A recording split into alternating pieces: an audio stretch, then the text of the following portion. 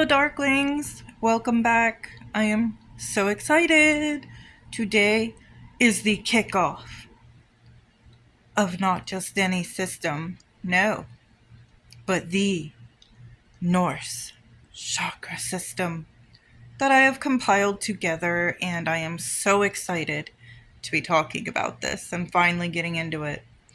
Today we're going to explore Yggdrasil, my system, and the 9 worlds, and some information that was kind of channeled to me about those 9 realms and what they could mean and how they relate to the chakras and to our entire design as a living being on this earth.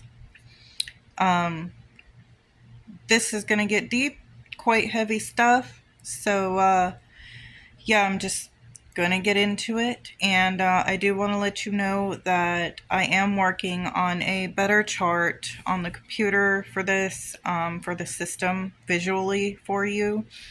Today I have to work with the one I drew, but yeah, we're going to deal with it today. Okay. And I am making a better one.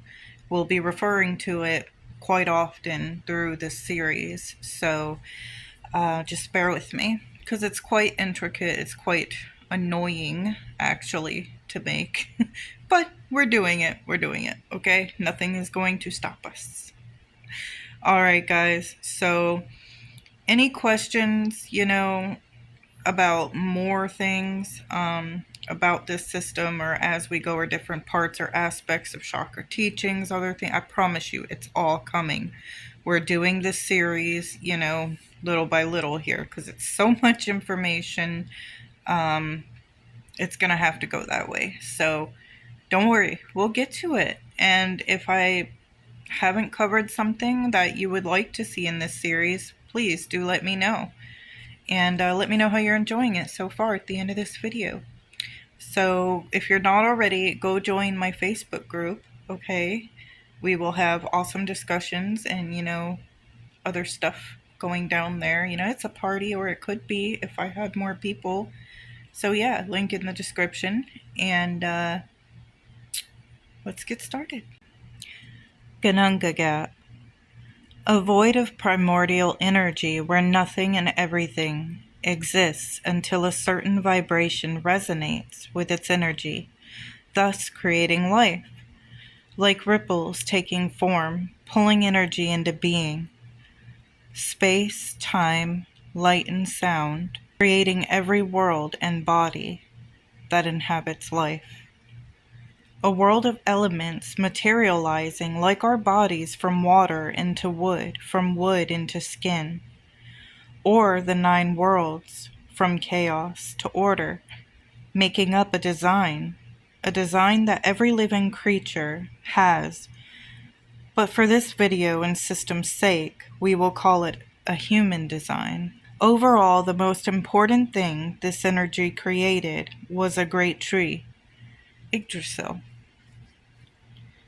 The tree of the body, mind, and spirit, a symbol of our blueprint, a shard of the great eternal. Even though a shard, we can learn a great deal from the symbolism of this tree and the system I've composed using Yggdrasil, the chakras, and the 9 realms of Norse mythology.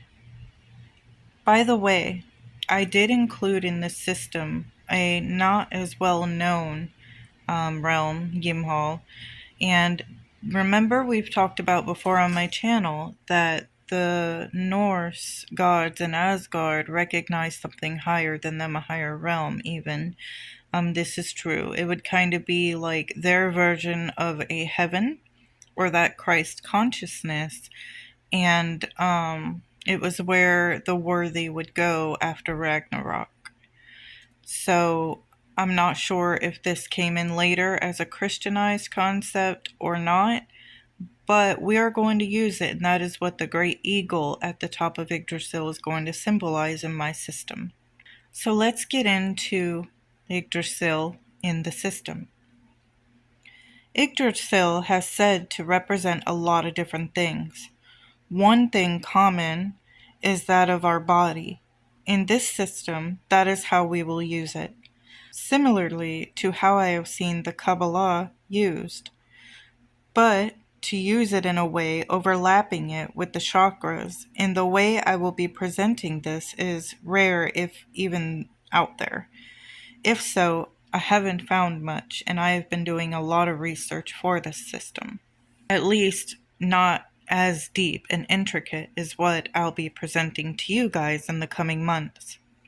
Through this tree, we will see it all connects and has everything to do with our bodies and our spiritual ascension and primordial energies we can thank for our short periods of life and existence.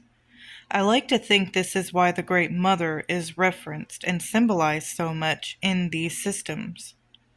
Without her, there would be no creation from that primordial Father. But more on that later when we'll be getting into the primordial goddess or feminine. On Yggdrasil, we have many beings and quite a few worlds. If this tree is our body, then what are these worlds if not the chakras? Because we have more than 7 chakras. I thought maybe that the worlds did represent them, but that didn't make much sense to me. After all, we focus on the main 7 aligned with our spinal column, because that is where the pathways Ida, Pingala, and Sushumna reside.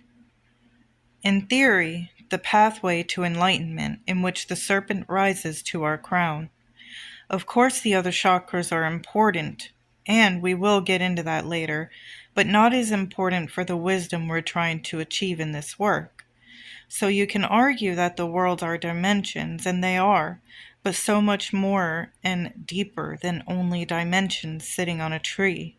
These dimensions are keys, 2 dimensions hidden in us all, built from the blocks and mortar of that primordial energy that creates life. The Hvel energy, if you will, vortexes of Gununga Gap residing in and making up our existence. To think about this in a concept that is easier to understand, think of an ocean being the primordial energy of all. Now think about the small planks of wood washing up from this ocean. The droplets of water from the ocean harnessed in certain areas of said wood when humans were created from it would be our chakras in these 9 worlds, only in different formatting in order to create us as a living being. Without parts of the divinity harnessed inside of us, from where we came from, we would only be a shell, an unconscious being of wood. The chakras connect us like a bridge to this primordial divinity known as the 9 realms. Each realm a different symbol of existence as we live per vibration in the quantum. The quantum could even be a part of that said void. The lower realms, like Helheim or Jotunheim, are those lower vibrational existences or aspects that we are a part of. The others, like Elfheim, are the magical, and then the ones such as Asgard, and higher, you guessed it, the higher vibrational existences of the self, while simultaneously making up our entire human existence. The part which is matter, the part which is the soul, and the part of us that is eternal, which is spirit. The all, the everything that makes up that ocean we talked about. The chakras help us realize we never left said ocean. The difference is we can be conscious in this ocean. That is what ascension is. That is our true potential. More than just harnessing a piece of that divinity like we all do. Our job through this system is to awaken it, to do everything we are capable of doing while being in this existence and becoming one again with where we came from. And like the mystery of the ocean, we have no idea what that potential even is. So let's get into a little bit of what Odin had told me. The 9 realms, parts and keys that make up the human being, keys to stargates and other dimensions, while we are these dimensions. It is the body, soul, and spirit of consciousness. When Odin explored, he explored what it was to be human, combining wisdom to rise into God-like consciousness, and he became enlightened by exploring humanity, then rising his consciousness. In this system, we have these different keys or 9 realms, and to make it short, we're going to talk about different aspects of these realms and what they mean and how they relate to us. You have the physical body, which is senses, material planes. The etheric body, life force, creative force, generational fates. Sentient soul, feelings and emotions. Your soul body, which is the connection to the senses, your intellect and consciousness. Your intellectual soul, which is your ego and your will. Your consciousness soul, spirit connection and truth. And the spirit self, the spirit in the part of I am and what shapes it. As we go further, we will see how these 9 can make up all of this. And how do these realms relate to these different aspects of ourselves and these energies.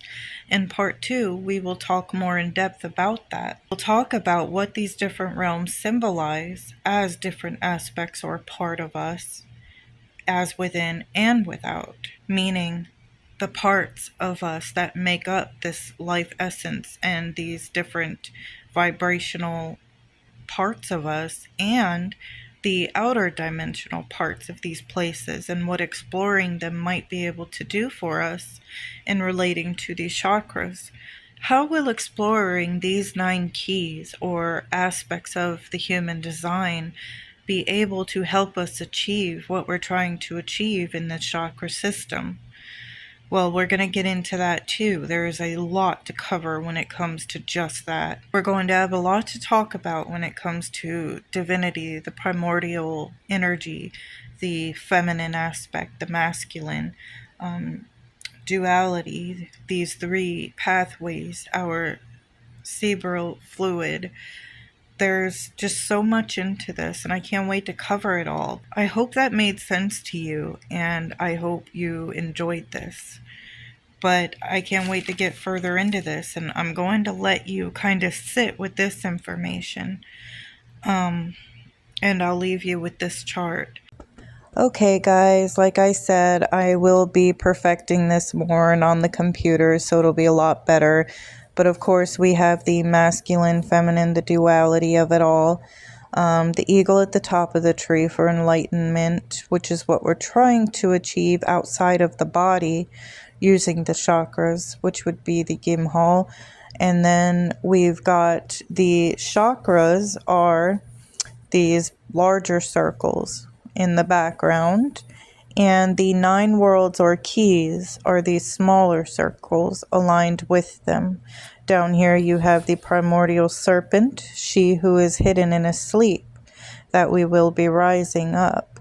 You have these areas that is kind of discussing the human design through these 9 worlds. You have the eternal part here, which is spirit. You have the bridge between your spirit and body, and then of course the body. These are the different worlds. And then you have, of course, the more about Kundalini and the pathways down here. And we will be getting into way more of this. And I can't wait to share the final chart with you. But I hope you enjoyed this, and I'll be seeing you later.